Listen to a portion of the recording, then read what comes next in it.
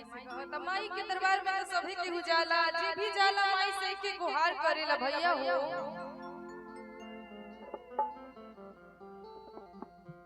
हे जगदम्बा गीत नहीं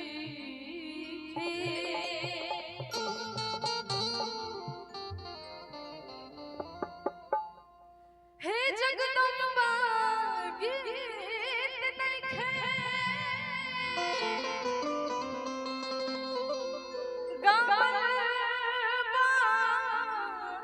मजबूरी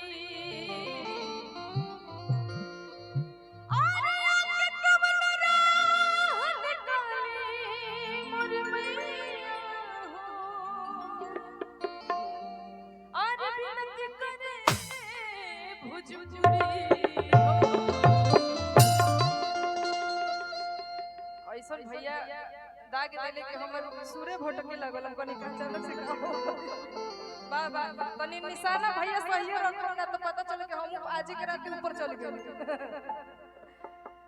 भक्त के भाव बा कैसे और सुरताल के हाल न जानी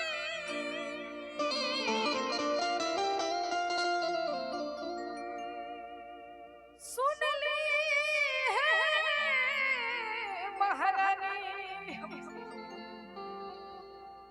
माथि दवाई नमन कर दी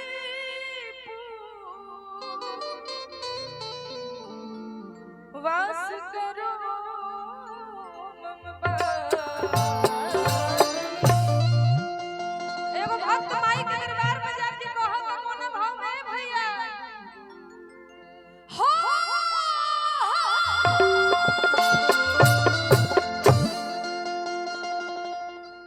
ए माई हो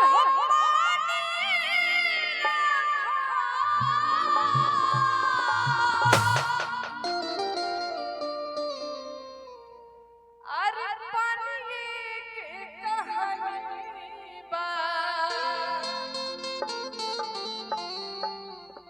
सबके नजरी में पानी होके के चाहिए सभी के कुछ ना कुछ पानी के कहानी बा भैया।